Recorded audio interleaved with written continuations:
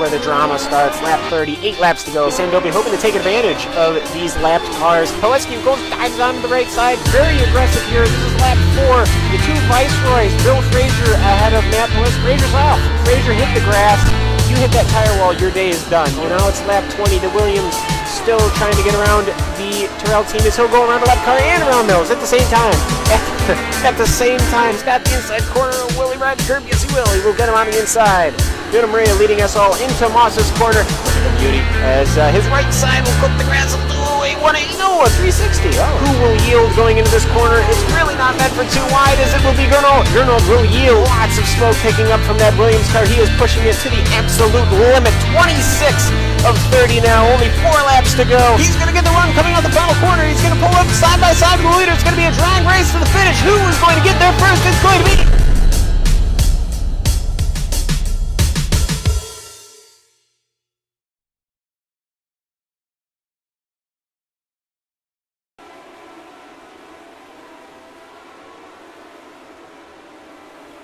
Good evening, ladies and gentlemen, and welcome to round number 5 of the Classic Lotus Grand Prix series here from Circuit de Spa-Francorchamps, the Grand Prix layout. I am Joonas Puhakka, this is a Trailer TV broadcast, and alongside with me on the broadcast booth tonight is absolutely nobody. It's Aleksi Elomaa behind the cameras doing the work of 5-man, and you are joining us right at the start of the qualifying session.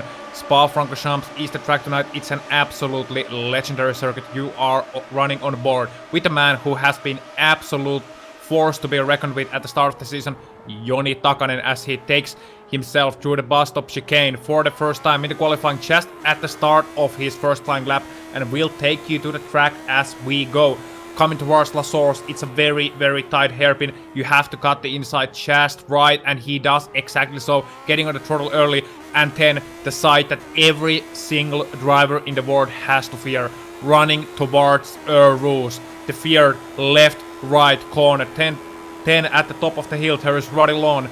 He cuts it just beautifully, gets on the exit curb just right, and then the camel straight. Speeds rising to over 270 km per hour here. These ground effects cars not as fast as the modern day Formula 1 cars on a straight line. Not even as fast, as a matter of fact, as the fastest of the GD cars.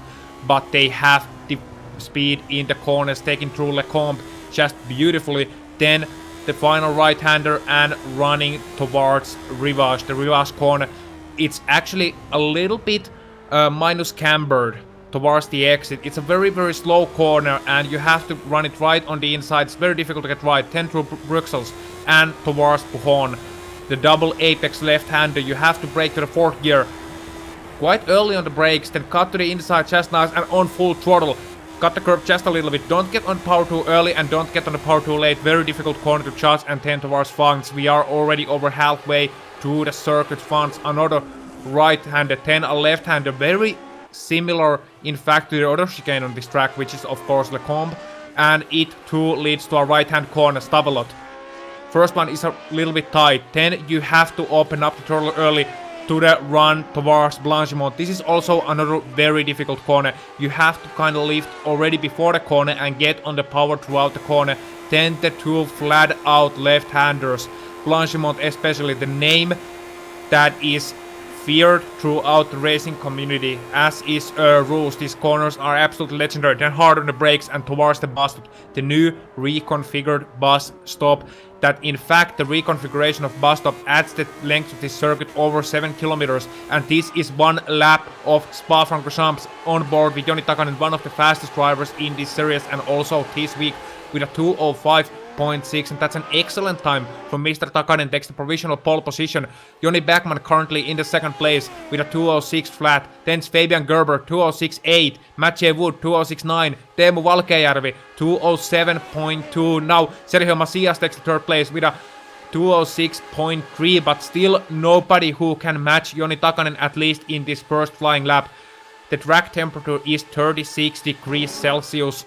With winds from southeast 11 kilometers per hour, and that makes at least the Stavelot corner understeer pretty heavily. Also Rivage, as we watch Joni Takanen take his 2nd lap, and this is the do or die lap for Mr. Takanen. He knows that he has banked in a very good lap already on his first one, but he has to nail the 2nd one to make sure that he is indeed on the pole position at the start of this race. Of course, you can overtake at Spa-Francorchamps. You can overtake at any circuit, but it's a bit easier at Spa-Francorchamps, but it is not a draft lock circuit by any means. So here comes Takanen through the Puhakka corners, a little bit twitchy on the halfway through that corner, and that means that he couldn't quite get the power down as efficiently as he wanted, but still he is on a good lap here. It looks a little bit faster, a little bit more determined than the first flying lap. We could even see a 2:04 here. Oh, sliding as he comes out of fronts. 10 towards the Stavelot corner. Don't get too wide here. Oh, it's just right on the limit. I don't know if he got an off track or not.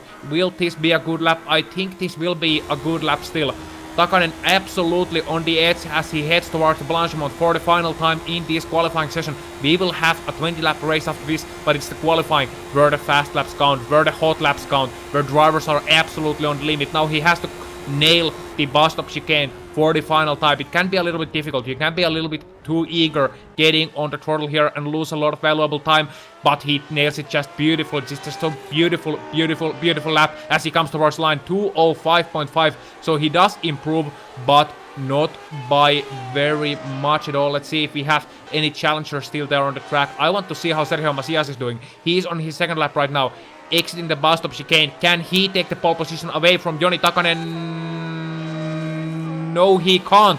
2:06.2, so he improves just a little. Joni Beckman currently in the second place and Johanna Lampi third. So it's a finish 1, 2, 3 here tonight. Gernot Fritsch in the fourth position, then Sergio Macias, Nuno Moreira, Joonas Nukarinen, Teemu Valkjärvi, Fabian Gerber and Sergio Real on the 10th position. So it is very much a Finnish invasion so far. Let's see how Michael van den Berg does in car number 10. He is currently in the 13th position with a 2:07.0, just 0.02 of a second off from Gerd Höfer and just 1/10 of a second off the top 10 position here. So let's see if he can still improve coming out of the second part of the Stavelot corner and 10 towards the long straight once again. And I want to see how his top speed compares against Joni Takanen. Joni Takanen was 2:76 at the end of this straight. Let's see what Michael van den Berg does. Already 2:70 heading towards Blanchimont. Then the speed will go down just a little bit. 2:75, 2:76, 2:77 and 277 kilometers per hour. So a little bit less wing perhaps than the car of Joni Takanen has, and this will be important in terms of overtaking, especially as the drivers have headwind in the long Camel straight, which is already uphill, and he doesn't actually improve. Michael van den Berg with a 2:07.1, so he is not quite able to improve, and Gorchenet also makes a mistake in the last corner, so he can't get the power down quite as he wanted. As a result of that, he also fails to improve on his second lap. And I think that's all she wrote, folks. Just 3 seconds left in the qualifying session and it's over. So your starting grid here tonight is Joni Takanen taking the pole position. In the front row alongside him is his teammate Joni Beckman. These two Jonis, these two Finns on an absolutely scorching pace here at Spa-Francorchamps. Gernot Fritsch, the Austrian Superman, starting in the third place. Alongside him is Johanna Lampi, our resident pole position ace, who is not quite able to put a scorching lap on the qualifying session, but still quite good in the fourth place. Let's see if he can hold on to that. Sergio Macias is 5th, Nuno Moreira 6th, then it's Nukarinen, Valkjärvi, Gerber, and Sergio Real rounding out your top 10. Mathieu Wood, Gerd Höfer, Van den Berg, Grolczyk, Ian Card, McCarthy, Wiltshire, Pickford, Jeanette Lake, Tobias Gerber, Valenzuela, Toikka, Porter, Wessner, Berwest, David McDonald, Joachim Bodecker, David Martinez, and Travis Walling rounding out your 30 driver field. So it's a 30 driver field and the race did split, and that just goes to show you how popular this track is. The final checkups, the final preparations. Get your mental setting just so. Focus already on the first lap ahead. Eau Rouge will be absolutely treacherous here on the first lap. Can Joni Takanen, Joni Beckman, Juha Norolampi, Sergio Macias take it cleanly? Gernot Fritsch? We certainly hope so. There's not much time left. If you want to run, now is too late. Now there will be 20 laps ahead of you. For the glory, what every single racing driver wants, to win at Spa-Francorchamps.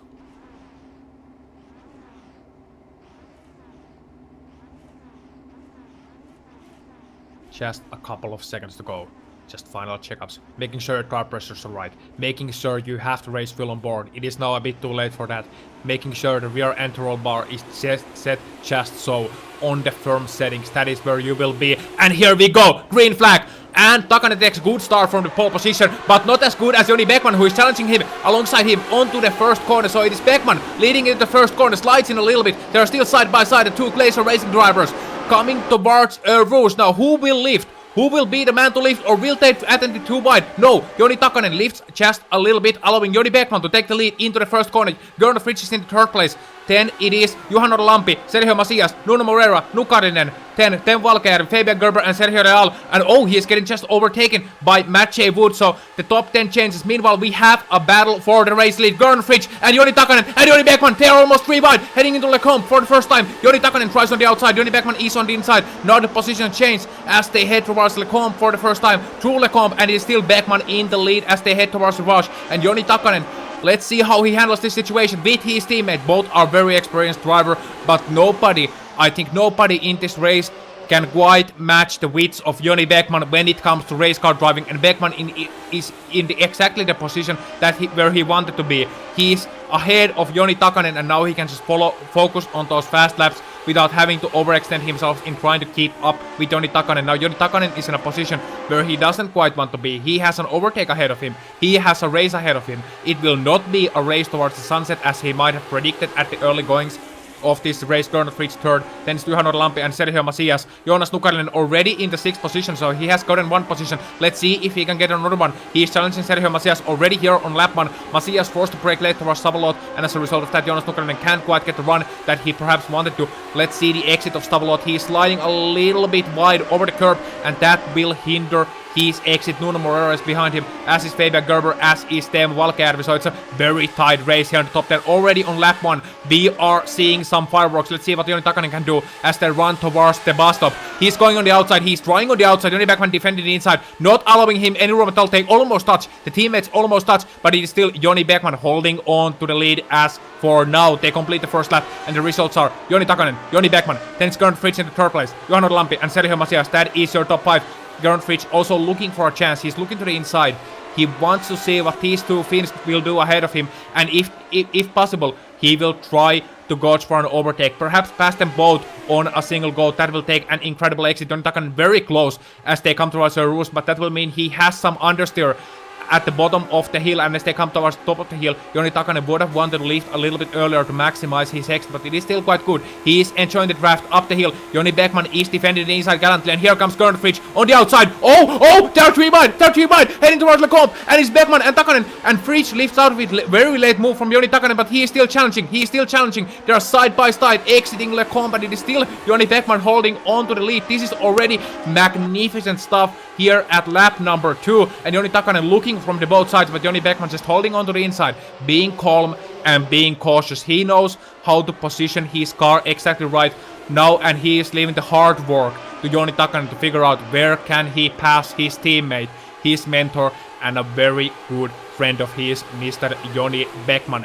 Still Gernot Fritsch third, still Juha Lampi in the 4th position, and still Sergio Macias 5th. Now it's Nuno Moreira in the 6th place. He has passed Joonas Nukarinen at some point. I'd wager a guess at the end of the Camel Straight. Fabian Gerber 7th, and then Teemu Valkejärvi and Mathieu Wood, Sergio Real also involved in some good battles. There's also a mid-pack in this race. It has spread out a little bit, but I would say the top 12 drivers are still very, very close to each other indeed here at the first laps. And Joni Takanen and Joni Beckman already have put a little bit of a gap in the twisty bits in the Puhon to Stavelot section of this track to the car that is running in the 3rd place, Gernot Fritsch, Mr. Gernot Fritsch, who is very experienced, the 12-time champion of this series. Let's see what Joni Takanen will do here. He looks to the outside. Joni Beckman looks to defend the inside, but I think they have now calmed down just a little bit in this race, in that they know that if they battle too much, they will soon have some company in the form of Gernot Fritsch, in the form of Juha Lampi, and in the form of Sergio Macias as well. And they don't want that. They want to make sure that the team gets the best result possible, but I know for a fact that Glacier Racing has no team order, so while Joni Beckman would want to stay this way towards the end of the race, I also know that Joni Takanen wants to win more than anyone else here. So let's see what happens now here at lap number 3 as they go through Roos. Once again, Joni Takanen has a much better run this time. He has a clear run to the outside. Joni Beckman takes the excessive room out of him. They are very close indeed on the straight, but Joni Takanen almost clears him as they come towards braking. Now what will do here? Joni Beckman breaking quite early, as a matter of fact, on the inside. Joni Takanen sliding a little bit wide. They go too wide here once again, and this time it's still Joni Beckman able to defend, but still Joni Takanen going, sliding, and they are still side by side as they head towards the bars. Now who will blink first? Joni Takanen on the outside, that is the more difficult line. Joni Beckman on the inside, he has to be careful of sliding wide. They are still side by side as they head towards Bruxelles. Now, Joni Beckman going very far on the inside, but then sliding out on the exit of the corner, still able to hold on to the position. They are still side by side, heading towards Stavelot. This is absolutely brilliant stuff. Amazing display of racecraft from these two very experienced drivers who are also showing to be very fast and still side by side. Joni Beckman able to take Puhakka corner, which is notoriously difficult, side by side with Joni Takanen and Tomas Fangs.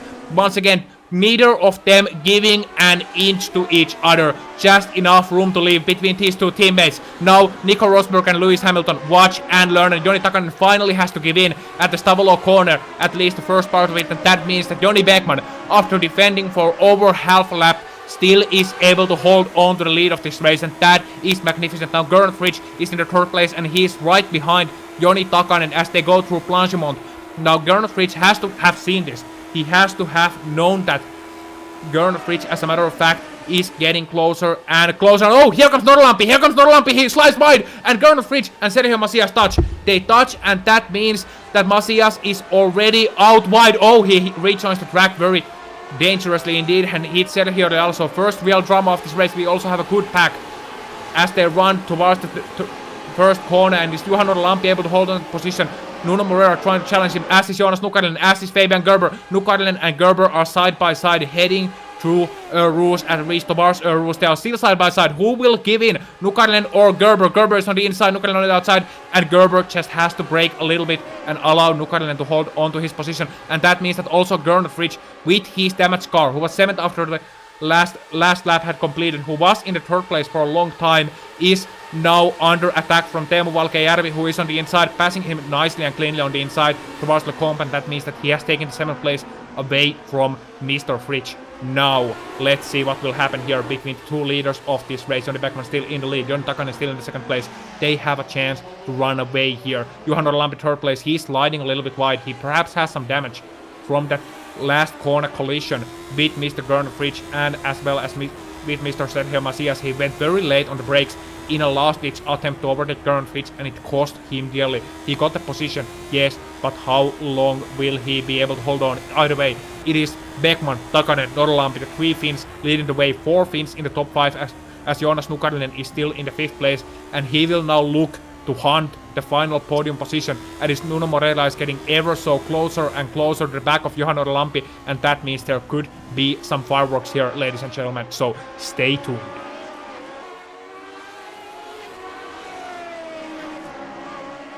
And Johan Norlampi going very wide as they come through the 2nd part of the Stavelot corner, and that means that also Nuno Moreira is getting closer and closer. He knows that there is tarmac on the exit. He knows that if he goes a little bit wide, he can expend some of the safety rating to get a little bit of a better exit, but you can't do that on every lap. Not at all. The race stewards will take note on that, so you can't have the extensive advantage. And Nuno Moreira still challenging, and he's getting much better exits out of the corners than Johan Norlampi is. Oh, but he slides a little bit. And that will allow perhaps Joonas Nukarinen to try and challenge him as they head towards La Source for the 6th time in this race. 5th time rather, for the 5th time in this race, but he is not quite able to get close enough, and Johan Norlampi can breathe a little bit easier. Joonas Nukarinen sliding a little bit at the exit of La Source. He has Fabian Gerber quite close to him. Then Teemu Valkejärvi, Gernot Fritsch, Sergio Macias, and Gerd Höfer rounding out your top 10. So the field has changed quite a lot. We have already seen quite a lot of drama. How much more will there be? I just simply don't know. Either way, the results still are as it stands. Joni Beckman and Joni Takanen, they are now playing team games, trying to run away from the rest of the field, and that is of course the strategy that they should be doing right now. They have 2.7 seconds between Joni Takanen in the 2nd place and Johan Norlampi 3rd, and Nuno Moreira, Joonas Nukarinen and Fabian Gerber. Then Valkejärvi already over 5 seconds from the race leader, that is Joni Beckman. So now, right now, these two Glacier Racing drivers in the lead of the race just want to run away, and who can really blame them? They want to settle it out between each other. They don't want Johan Norlampi there, they don't want Nuno Moreira there, they don't want Nukarinen there, and they don't want anyone else to mess in their show, because that is what it has been. It has been so far the Joni show, and this is actually quite reminiscent of year 1990. Oh, Ian Card. Ian Card seems to have made a little bit of a collision on the Bruxelles corner, I think.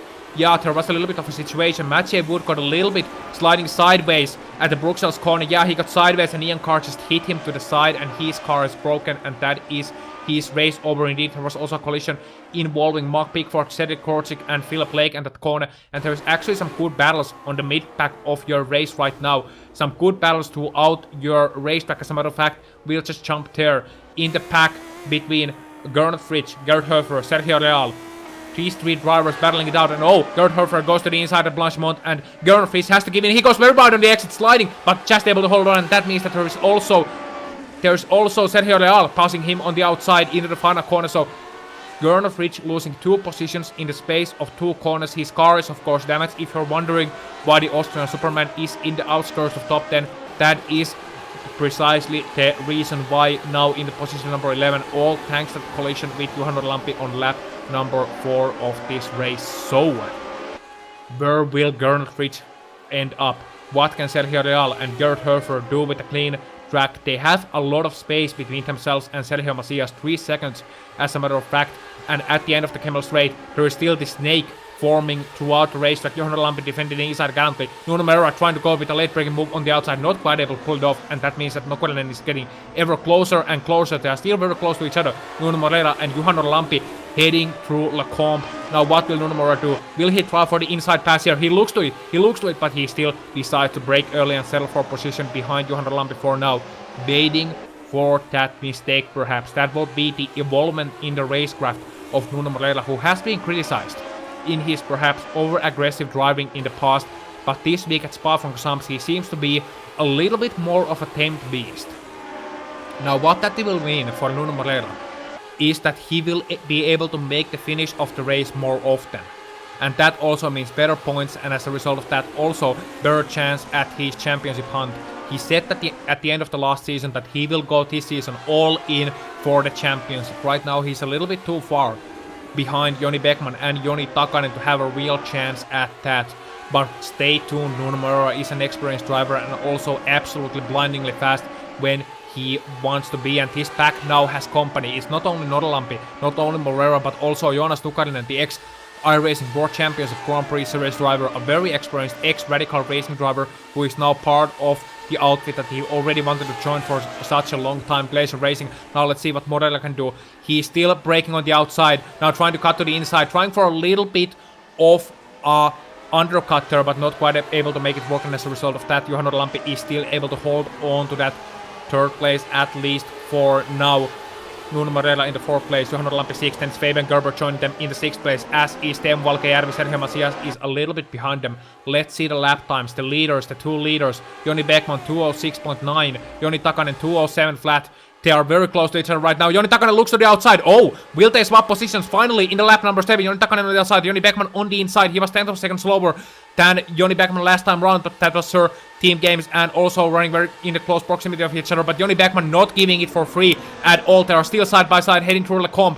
Will this be a rerun of lap number 3 between these drivers, as neither of them giving an inch? Joni Takanen forced to go over the curb but getting a better exit, and Joni Beckman still challenging him to Ribage. Joni Takanen looks a little bit faster for now, but Joni Beckman has the wealth of experience. He can dive into in these situations. Oh, very close, neither of them giving an inch. This is not at all like teammates driving, as Joni Beckman is forced wide at the exit of Bruxelles corner. Joni Takanen giving him a little bit of his own medicine. Now Puhakka. Joni Beckman gets the position on the end of the corner, and as a result of that, Joni Takanen just not quite able to get on the power early enough, and Joni Beckman still holding on to the lead of this race.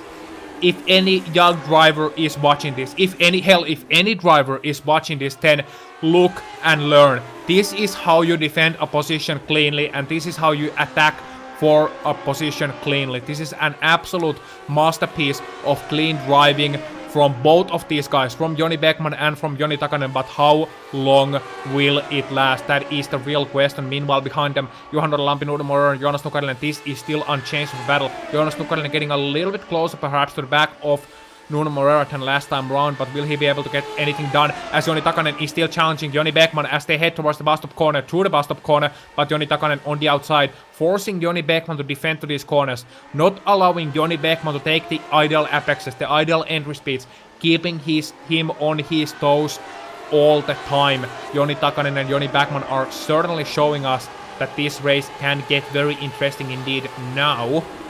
Last lap, they were 208.2 and 208.1, or 0.1 for both of them, but rounding up Joni Beckman's lap was up 0.2. And compared to Juhano Lampi, who was also 208, they are battling. These drivers are all battling throughout the racetrack, so these guys can afford to hold on to their 5-second lead as Joni Takanen goes to the outside once again.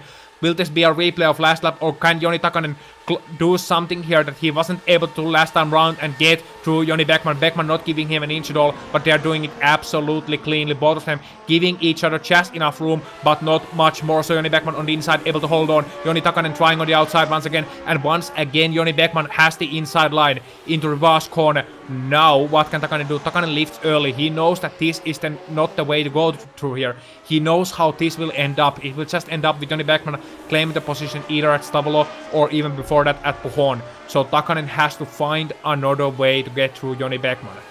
And now, the other way has to be something else. He knows that he has the outside going through Lacombe. He knows that Joni Beckman will not give up the inside voluntarily, so he has to find the overtake at somewhere else. Where? Perhaps through bus stop, perhaps through reverse. That will be quite something. Perhaps he has to do something to surprise Joni Beckman and thus force Joni Beckman to give the position and the race lead, and perhaps even the race win away to his teammate Joni Takanen. Either way, this battle behind them is also still raging on. Juhano Lampi now seems to have found a little bit of consistency. Nuno Moreira not quite able to follow him as close as he was last time round. 3 tenths per second was their gap last time round. It seems to be around half a second now. Joonas Tukanen also following in this train. Fabian Gerber trying to get into this battle as well. Perhaps trying to get into the third place, and at least for the battle for the third place. But a result that will be for the Swissman who started this race in position number 9. Not quite what we're used to seeing from Fabian Gerber. He is someone who we don't mention necessarily that often, but he is a very fast driver.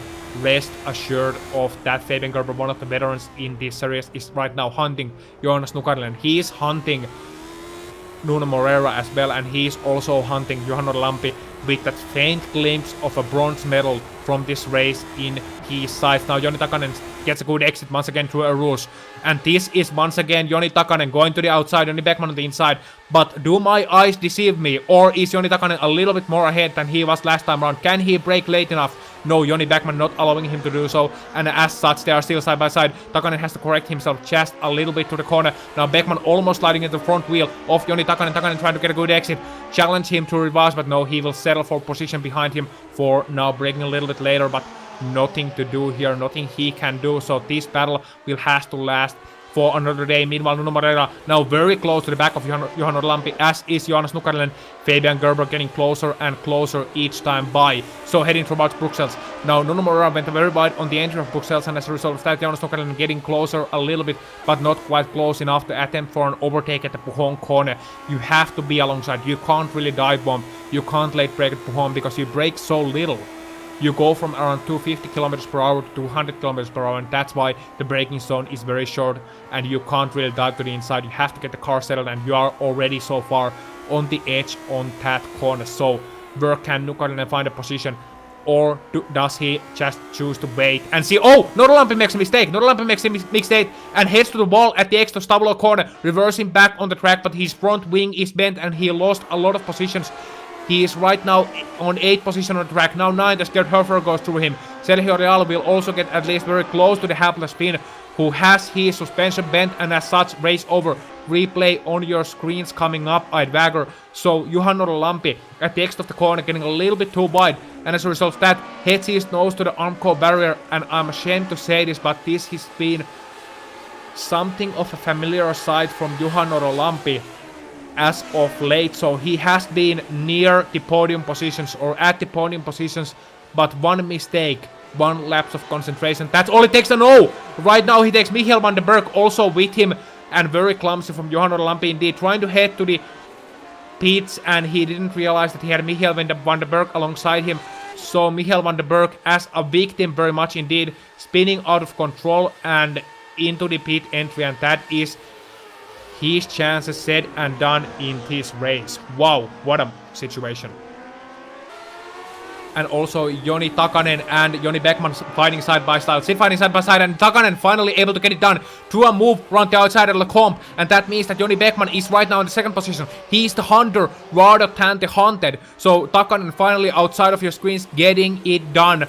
We might have gotten the overtake on your screens, not sure. I was still focusing on the situation between Noro Lampi and Michael van der Berg, and also himself heading to the ball, but it means that Joni Takanen is finally on the lead of this race at lap number 10. Now the crucial question is, can he run away, and what will Joni Beckman do? Those are the two questions. The gap right now between Joni Takanen and Nuno Moreira, at least last time by, was 7.1 seconds in this race. Moreira, Nukanen and Gerber Valkejärvi still involved in this very much heated battle that is right now still for the third place, but lacking one driver, and that is of course Juha Lampi, who made the fatal mistake at the Stavolo corner, and then taking also Michael van der Berg out in what has to be classified as a moment of clumsiness. So let's see what can Beckman do here. There's also already seems to be a little bit of gap between Joni Beckman and Joni Takanen for the lead of this race. So I'm interested in seeing whether Joni Beckman can hold himself in the draft range, and if so, will he be able to challenge Joni Takanen, his junior in Glacier Racing team, who has proven himself to be a very fast driver, learning under the wing of drivers like Joni Beckman. It is the master versus the scholar, but the positions have been reversed. Joni Beckman last time by, he was 8/10 of a second rounded up behind Joni Takanen, so he's not quite on the draft range, at least not on the strongest of draft ranges. Let's see the speeds on the straight line between these two drivers.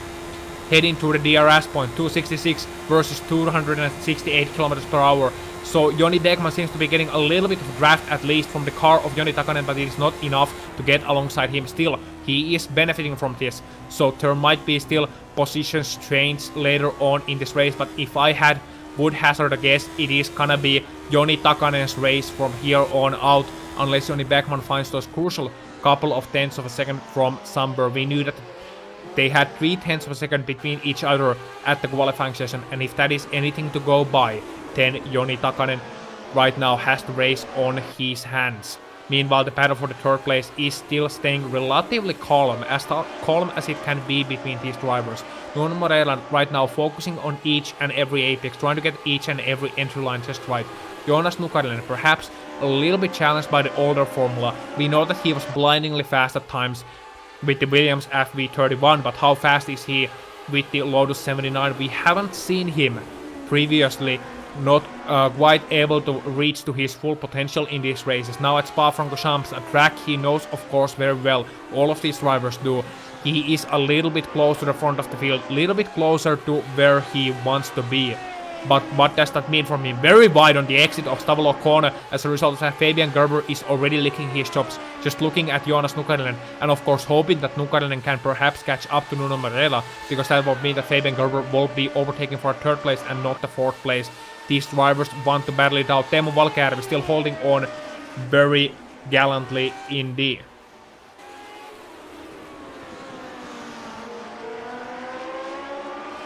And there's also a battle between, I think it is the other Gerber, yes it is, Nathan Porter and Tobias Gerber fighting it out for the 19th place. This has been going on for some while. Tobias Gerber almost hitting, as a matter of fact, hitting Nathan Porter at the entry of the Stavolo corner, the first part of the corner. Now we go through Franchimont for the 19th place. So even at the back of your pack or towards the mid pack, we have still some good battles going on. Tobias Gerber not quite able to brake late enough to the bus stop again. As a result of that, it will mean that Nathan Porter is able to hold on, but for how long? He makes a mistake at the middle of the bus stop, gets a better exit though. Tobias Gerber had the position just for a while, but right now it is Nathan Porter with a better exit, pulling himself just in front of Tobias Gerber, still side by side heading through La Source, but it means that Tobias Gerber not quite able to turn the car quite in. It seems to me that Tobias Gerber has at least some damage on his car. Only that will explain the lack of entry finesse that he has right now. There's also San Vilchar, our ex-commentator here at the Trail TV broadcast, who I, by the way, very much miss right now, joining this battle. And San Vilchar in the Lotus colors, trying to overtake Tobias Gerber, and he does it on the outside. Let's see if he can break later. He also has some damage on this car. Oh, he breaks very late. Hits Nathan Porter. Porter goes to the ball. Porter goes to the ball, and that means Son Wilshire, I think, has to be the guilty party, but I don't think Nathan Porter braked quite as late as he would have wanted, or Son Wilshire just didn't brake early enough, didn't account for the massive run that he was having.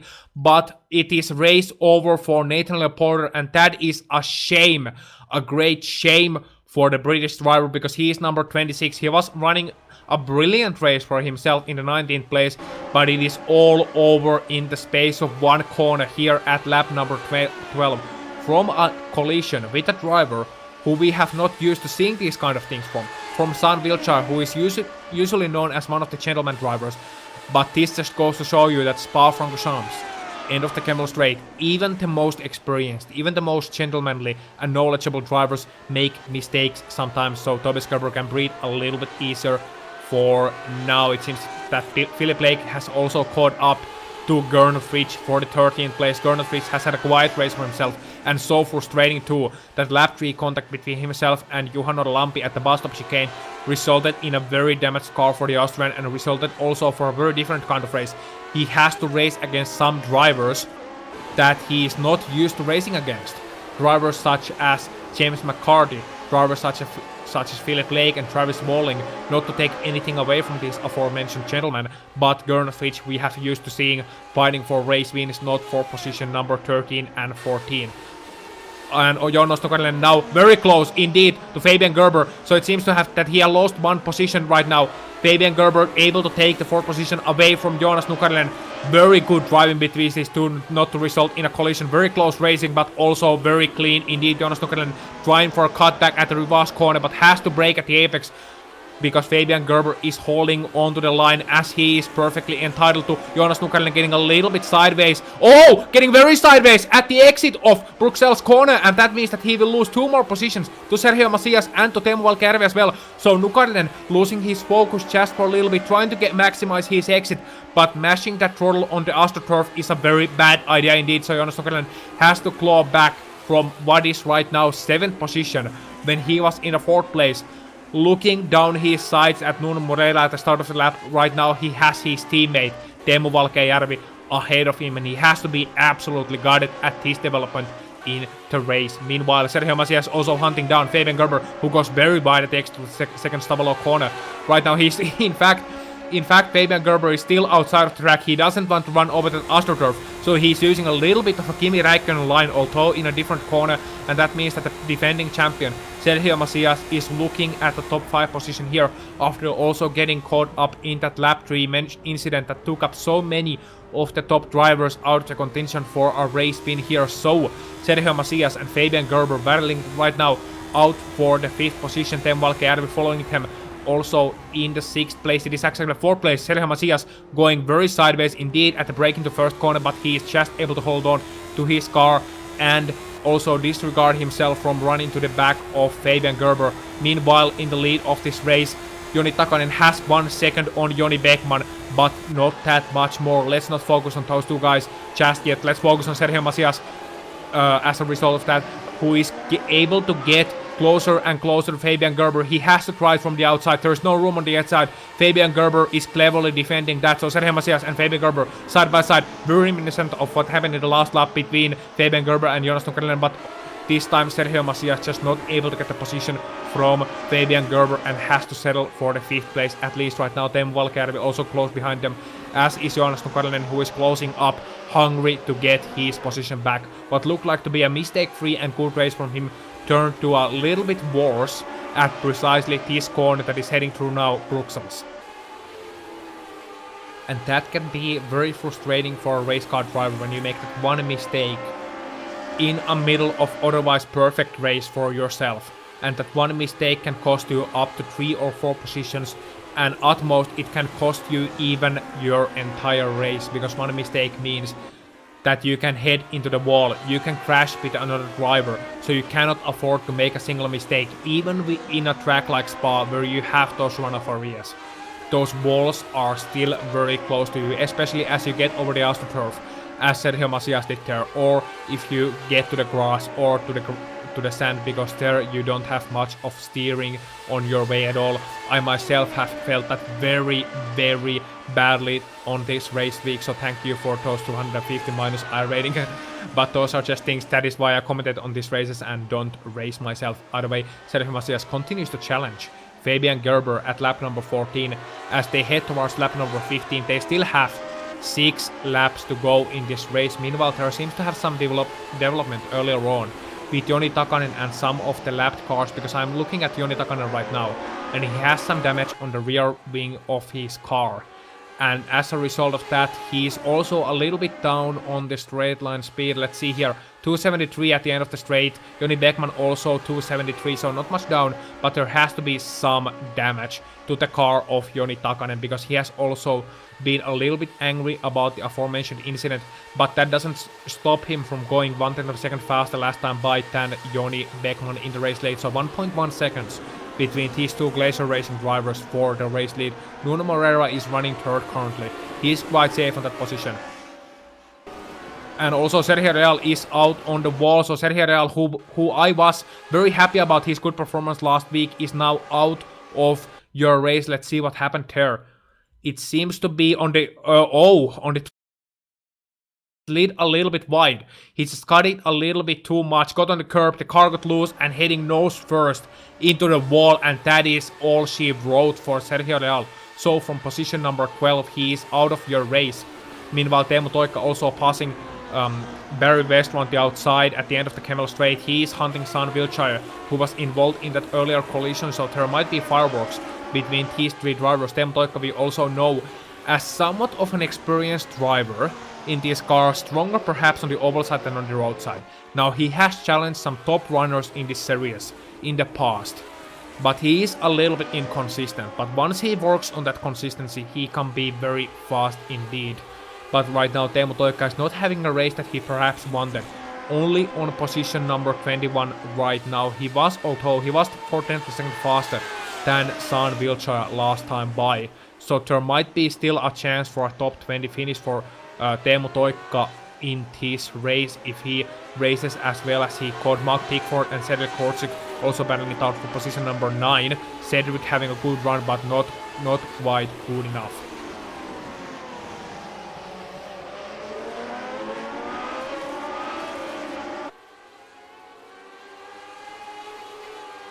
So Fabian Gerber in the 4th place right now, Sergio Macias in the 5th, Teemu Valkjärvi 6th, and Joonas Nukarinen in the 7th place. A little bit of an update for you from the middle of your pack there throughout the course of lap number 15, but right now let's focus on the battle between 2 teammates, Teemu Valkjärvi and Joonas Nukarinen. Nukarinen on the outside, Teemu Valkjärvi on the inside, and Nukarinen trying from the outside towards Lecombe. Can he make it work? Yes, he can. Teemu Valkjärvi braking very early, knowing that it was his teammate who is perhaps just a little bit faster alongside him.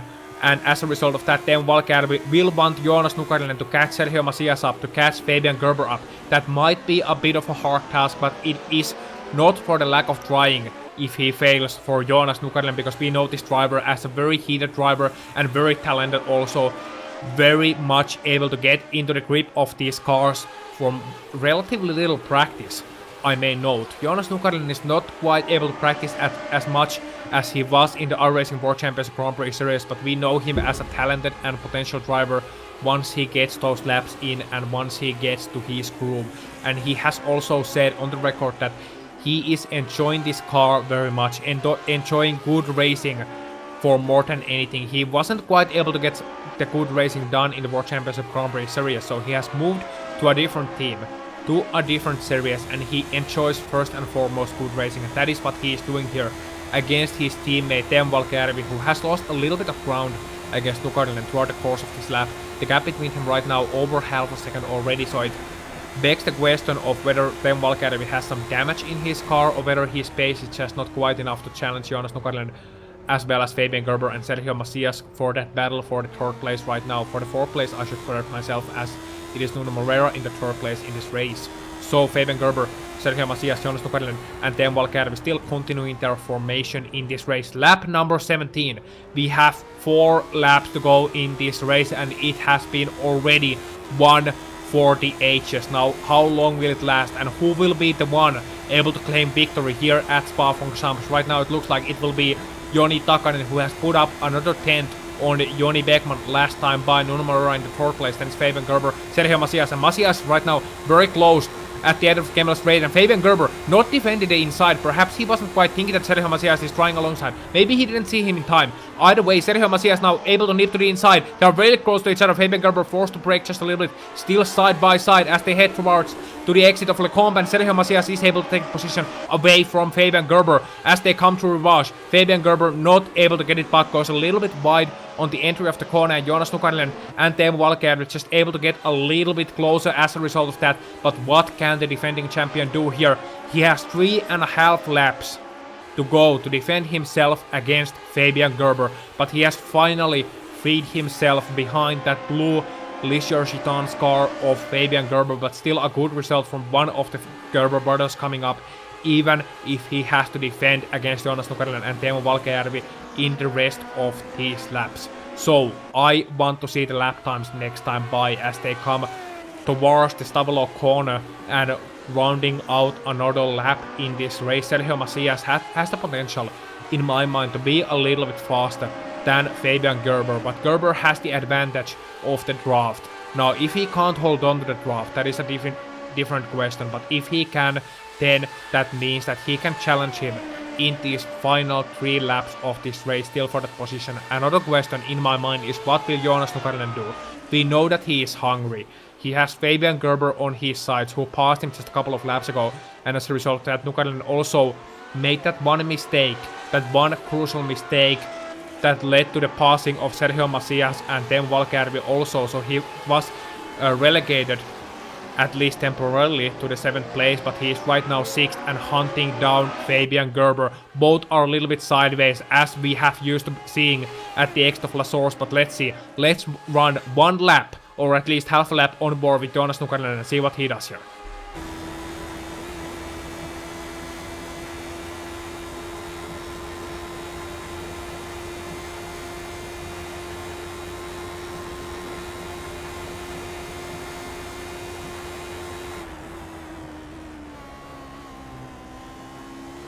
And I should point out, now that I have gotten some water into my body also, that Joonas Nukarinen is actually taking these entries of the corners a little bit differently. I want you to focus on that as a viewer.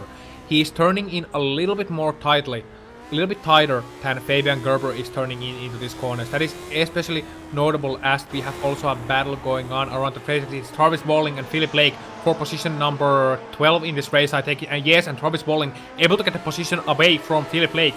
Both of these drivers who are someone who we have not used to be seeing in these broadcast races, and both are also doing very good job indeed for themselves. Philip Lake mentioned past week that he is not able to make these broadcast races. His I-rating is just not enough. Well, so many drivers signed up for the day that he was able to make the race, and he is making an excellent showcase for himself, even as he was overtaken by Travis Walling at the exit of Lecombe, but he is still running in the 13th position in this race, and that is for someone who is ranked 28 going into this race an excellent result if he can just able to hold on to that position. The Fittipaldi automotive driver who is hunting down Travis Walling, and that is a battle we want to also keep somewhat of a focus on outside of our focus for the position number 4 battle, as they are already in lap number 18, so just 2 laps to go. Now can Philip Lake hold on? Let's see the last lap times. Travis Walling 207.7, Philip Lake 208.3. So that would lead me to believe that indeed Travis Walling is a little bit faster, at least right now, than Philip Lake is in these closing parts of the race. Let's see how that lap time of Travis Walling compares to the drivers ahead of him. Mark Peak for 208.1. Cedric Korchik 207.7, James McCarty 208.1, and Travis Walling 207.7. Let's see what he does as he comes across the line this time by 209.7, but that was a result of the overtake as well. So he is on a top 10 pace, our Wagger, Travis Walling, in this race. He started in the 13th position, remember. He started without a proper qualifying time. And as another driver last week, I think it was one of the McDonald brothers, I think it was Mark McDonald last week, who was able to climb up right from the back of the field to the right inside the top 10. Travis Walling is the man this time by, who has been a real warrior the Midwest-based driver Travis Walling, who has risen up to the 12th position and is continuing to rise indeed in this race. Meanwhile, the battle between Sergio Macias, Fabian Gerber, Joonas Nukarinen and Teemu Valkjärvi seems to have calmed down just a little bit in this race. I would say actually that Sergio Macias has the position pretty much locked up if he is able to hold on. Not only pretty much locked up, but he's catching up just a little bit to Nuno Moreira, who is just 3 seconds ahead of him, but it is too little too late, I would say, as we are already on lap number 19, heading to the last lap. So barring a major mistake from Nuno Moreira, we have our podium pretty much set. But Sergio Macias, after being involved in the collision, after getting the pass down, is showcasing his amazing pace in this race. Fabian Gerber is 5th, Joonas Nukarinen 6th, Teemu Valkjärvi 7th, and Gert Höfer, Mark Pickford and Cedric Korczuk rounding out your top 10. Philip Lake still able to somewhat hold on to the back of Travis Walling, but not quite close enough to try for an overtake at least. Here, Gernot Fritz is in the 14th place. Then it's Mathieu Wood, Guillermo Valenzuela, Tobias Gerber, Michael van der Berg, San Wilshire, and Teemu Toikka. So Teemu Toikka has now caught up to San Wilshire, and this is one battle that we might keep our eye on at the last lap. They were posting practically identical lap times last time by. Teemu Toikka just half a tenth of a second faster than San Wilshire last time by, but let's see what Teemu Toikka can do here. Not quite close enough, however, to try for an overtake here. So it is the leader of the race, Joni Takanen, who certainly didn't have his race easy in the last lap. He has 2.7 seconds between himself and his teammate, Joni Beckman, in the second place. And Joni Takanen, what a display of driving he was able to put on in circumstances that were not ideal. He posted a pole position with a blistering lap time of 2:05.557, but Joni Beckman got through him in the first corner. And after that, he had to work 10 hard, difficult, very frustrating laps to get by Joni Beckman. He was finally able to do so on lap number 10. And after that, he had a little bit of an incident with the lapped car. But since then, Joni Takanen has been just class of the field, posting the fastest lap times each and every lap by. Fast enough to get himself away from Joni Beckman, to get his teammate, his mentor, away from his draft range. And as I said, in the World Cup of iRacing, also here at Spa-Francorchamps, little bit of a different car then. It was Corvette GD1 back then, now it's a Lotus 79. It is once again Joni Takanen leading the field to the checkered flag. Last time by, he's slowing down at the last corner, just perhaps waiting on his teammates, perhaps a stage Le Mans style finish. Either way, Joni Takanen able to take the checkered flag here at Spa-Francorchamps. Joni Beckman crossing the line alongside him. It was glacier dominance here at Spa-Francorchamps. Joni Takanen winning, Joni Beckman in the second place. Very much as we saw in the Mika Mika series at British Formula 3 1990. Now this could be dubbed Joni series at Spa-Francorchamps. This classic Lotus Grand Prix. Nuno Moreira coming home in the 3rd place. Now Sergio Macias 4th, Fabian Gerber 5th, Joonas Nukarinen 6th, Teemu Valkjärvi 7th, and Gert Höfer. Very silent race for him, but a very good result. Able to come home in 8th place. Mark Pickford 9th, and Cedric Korczuk rounding out the top 10 just ahead of Chance McCarty. Then Travis Walling in the 12th place after starting 30th. That is an incredible result for Mr. Travis Walling. Certainly a shoe-in for the driver of the race in my books at least. Philip Lake 13th, good result for him. Unlucky Gernot Fritz in the 14th place, not where we used to see him as. Mathieu Wood 15th, Guillermo Valenzuela 16th, just ahead of Tobias Gerber. Michael van der Berg 18th, bad luck for him also the collision with Juhan Lampi, then San Wilshire 19th, and Teemu Toikka rounding out the top 20. Then Barry West, Robert Wessner, Gorginet, Joachim Bodeker, and so on and so forth. Sergio Real, Nathan Laporte, Juhan Lampi, David McDonald, Ian Card, and David Martinez, the defending winner. David Martinez out of this race already previously, so we had only, and I should say, as it is Spa-Francorchamps, only 6 retirees from this race, but what an incredible race.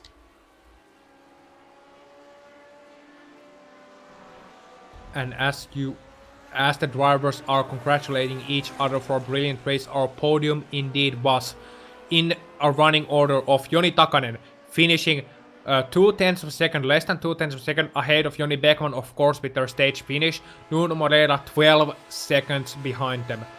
That is the dominance that the Glacier drivers had, and I have no other words for it. It was just dominance. After the lap 3 collision between Juha Lampi and Sergio Macias and Gernot Fritsch as well, it was just running to the sunset for these two drivers, and both of them have to be absolutely happy, not only with the result here today, but also the showcase of masterful, absolutely top class, world class level driving that they were able to hold on. Now I am running out of superlatives, so let's bring in some driver interviews here to our booth in just a moment's time as I get these drivers into the booth. Of course, some of them have to just breathe a little bit. They have to take those deep inhales and exhales, especially the drivers of that finished in top 3, Joni Takanen, Joni Beckman, and Nuno Moreira, who had such a hard-fought race in this one. But let's see if we can drag in Mr. Joni Takanen, our race winner here tonight at Spa-Francorchamps for Glacier Racing.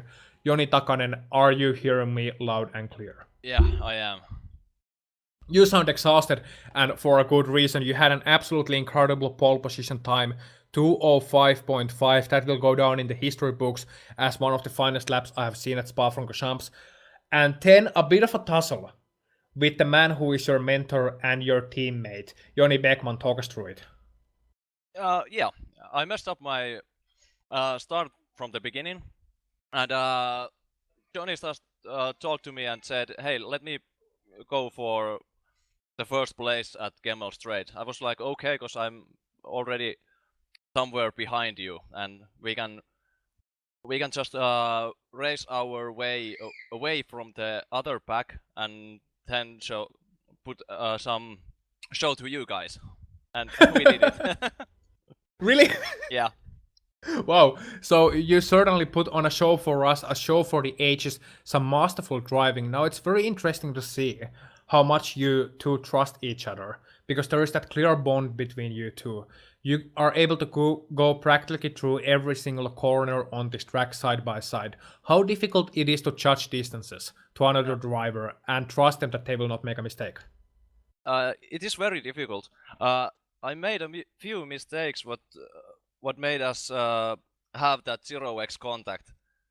For example, when we got first time to the bus stop, I accidentally slightly turned in too soon and tapped Joni's rear wheel, and there was this 0x contact all the time. So a little bit of a contact all the time, very reminiscent of the battle that Gilles Villeneuve and René Arnoux had 1979 at Dijon. Of course, those guys were not teammates, and you two are. So all in a good spirit. After you got past Joni Beckman at lap number 10, did you know that you are able to run just a little bit faster than Joni to the sunset, or did you just did Joni Beckman just kind of give in a little bit and settle for the second place? No, Joni didn't give me any slack. I was sure that I could do a better laps time than Joni, but my front tires were pretty much gone at that point when I got past him. So I just tried my everything to get away from him. Indeed, so you also had a little bit of an intrusion that was not caught on our cameras with a lapped car. Now, with a reminder that this is a family broadcast, talk us through it. I don't want to talk about it. It's just it was just an adrenaline explosion. Okay, fair enough. So adrenaline explosion from a man who is known for his very, very calm driving style. Now, Joni Takanen, of course, if you have any friends you want to thank after such a magnificent victory, or any greetings or any sponsors you want to thank, then feel free to do so either in Finnish or in English or in both. Tulee suomeksi. Kiitos Joni. Helvetin hyvä kisa. Tätä lisää. Glasierille kiitokset. Ja totta kai sponsoreille, Tiha Oylle ja Communicoille isot kiitokset kanssa laitteistosta. Kiitoksia. Kiitoksia Joni. Ja next up we have another Joni for our interview here. Joni Beckman able to finish in a second place after holding on to that lead in a way that I'm sorry here, I have never ever seen anyone hold on to a lead as well as you did here tonight. Joni Beckman not able to hold on to it quite to the end, but just talk us through that battle from your point of view. Well, I told I told Takanen right after qualifying that like I might did a bit mistake in qualifying, like which cost me like 2 tenths. I wouldn't have been able to catch that pole, but it would have been within hundreds. So I told Takanen that if I have a good launch and I'm able to challenge him in the first, either at the La Source or at the Lacombe, then I'll give him a run for his money. I knew that if he gets in front of me with a full tank of fuel, then he's gonna disappear in the first few laps. So yeah, the first few laps when we went 3 wide with Gernot and Takanen into the Lacombe, I was like, holy hell, dude. And I just held my as inside as I could, and I just hoped for the best. Luckily, it turned out the like second best, but that after we cleared the draft with the pack behind us and we started fighting, it was. I honestly have to say that some guys have seen the me versus Kimmo video with the Ford GT, and that was 10 times more intense than that was because of the speeds and the way the car handles, and that was just unbelievable stuff. Like half a lap around Spa with the open wheeler, it was holy hell. So how much body weight did you lose throughout the course of that battle? I actually gained a pound. Oh, so much sweat, so much sweat. Heart rate must be exceeding 300 right now. I want to ask you about, as we talked with Joni Takanen in length about your battle also, but your point of view. I want to ask briefly towards the end of the race, and you know where I'm going with this one. The Le Mans style finish. Yes, the Le Mans style finish. Was it your idea or was it Takanen's idea?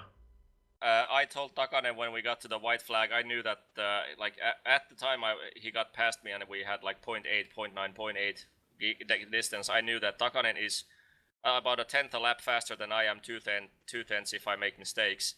So I knew that as long as I'm able to keep up with the draft, I have a slim chance. And then when the draft broke, I was like, good game, because I did have hot lap as fast as I could, but I knew that he's tenth or two a lap faster.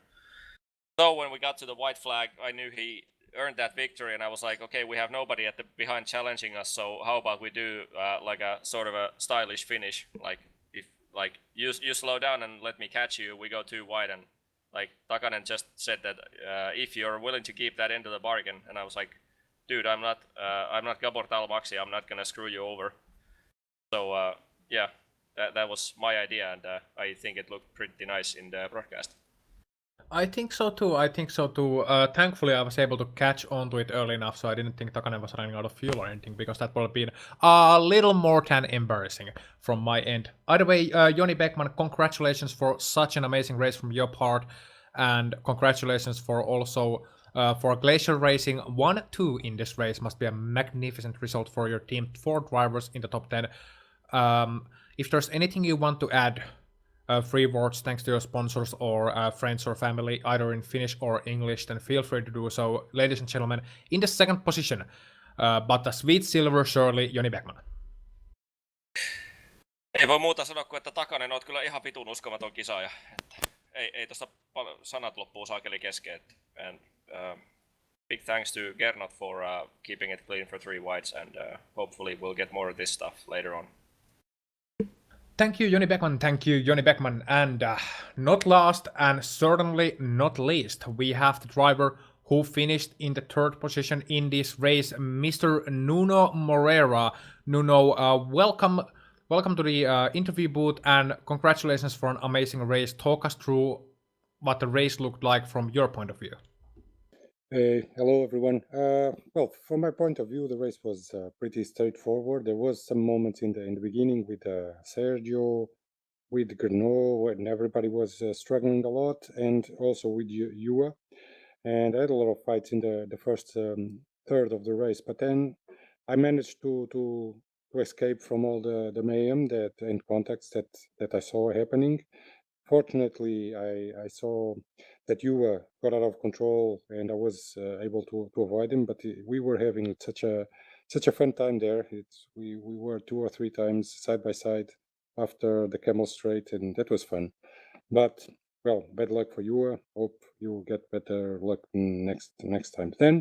Then Johnny, Takanen, and Beckman, well, they were just a level ahead of everybody else here, and I tried to push to the limit, but really early I understood that I couldn't do anything with against their pace this race. I guess they have a lot of talent. They have also some secrets in the setups, I'm sure, or at least I want to believe in. But this kind of margin is ridiculous. It cannot happen much more times this year. And okay, sing and dance to your success, Joonas, but you will get to the end of the season with a lot less margin than 20 seconds after a Spa race. I'm truly disappointed. So, some fighting words from Mr. Moderator, and that is what I want to see. So, it seems like you have not given up on your dream of claiming the championship this year. Now, what will be your focuses, your goals going forward? We have Motegi next week, then we have Sebring and Watkins Glen. So, do you think that you have a chance to getting a little bit not only closer to the two Jonis, but also closer to our pole position pace, the pace that we know that Nuno Moreira is capable of? Hey, well, championship-wise, I'm going to leave that for another time because not this season. I don't think I will be able to manage that. But I was talking about making that margin shorter. I wasn't talking about overtaking those guys. Those guys are brilliant drivers. So I'm just a guy that likes to drive on Sundays. So it's a bit different. But championship-wise, it's interesting. But I'm aiming for top 5, something like that. And in terms of qualifying, yeah, this very week I felt like I had some more strength on qualifying, which hasn't been well, it hasn't gone as well as I wanted. But in the second lap, I just lost it in Eau Rouge, and then okay, salvaged sixth P6 in the grid, which is not bad for a first lap, but I was able to do a bit better than that. But well. Bad luck struck me again. But championship-wise, don't count me count me out of that. That's Johnny's territory, and everybody else from your country. So not me. You are, as a confirmation from the championship, by the way, after Joni Takanen and you have done 4 races this season, you are only, if I'm calculating this right, you are 27 points behind Joni Takanen, so it's certainly not something unsurmountable, but still, if you are saying so, then you say so, but I still think that you could be a good challenger throughout the course of the season, and I hope that I'm able to see you more times in the podium as well, and good battles for the podium as well. Now, as for something different, how do you think that the level in top 10 was in this race? Because you had drivers like not only yourself and the two Jonis and Sergio Macias and Gernot Fritsch, of course, but you had drivers like such as Fabian Gerber and Nukarinen and Valkejärvi also in the top 10. So how do you feel about the rise of the new drivers in this series? Hey, yeah, that is true, and I thought about that during the race because when I looked at the classification and I seen Fabian after me, he then got overtaken by Sergio, but no matter, he was actually half of the race, and he was like 2 or 3 seconds or less from me, and I was really surprised. So it's good to see Fabian stepping up and upping a level, and I do think that some of those I don't know, conflicts in the or jumping and bumping that we see in the Lotus from time to time between drivers have made him a better and a faster driver, because I feel that he has speed in him. He just has to let loose of that always I don't know, be careful a lot of or not taking a lot of risks, and I'm happy to see that from Fabian.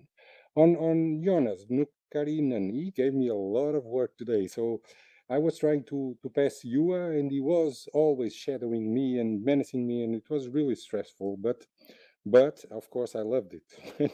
I really loved it, and I've seen his progress. And in Spa, he showed himself in a very, very high level. If I wasn't pushing to my absolute best today, he would surely have overtaken me.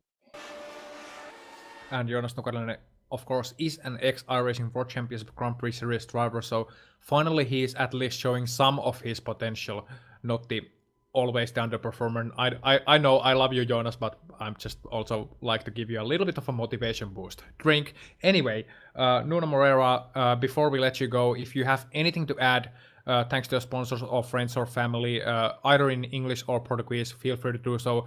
Finishing in third place, ladies and gentlemen, Nuno Moreira. Ok, aqui vai em português, mas umas palavras para alguém de Portugal que nos esteja a seguir. Pá, isto são corridas fantásticas. E eu gostava mesmo de ver outros portugueses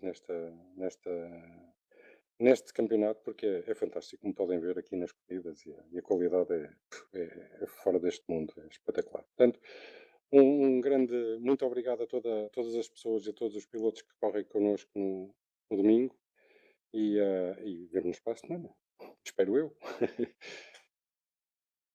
Obrigado, Nuno Moreira, and thank you for coming once again to our interview booth, and good luck for the upcoming races as well. And finally, last but not least, we have also a newcomer in this series who was able to raise himself perhaps to a little bit quiet 7th place in this race. The fourth driver for Glacier Racing in this race, as a matter of fact, Teemu Valkeajärvi. Teemu, talk us through your race.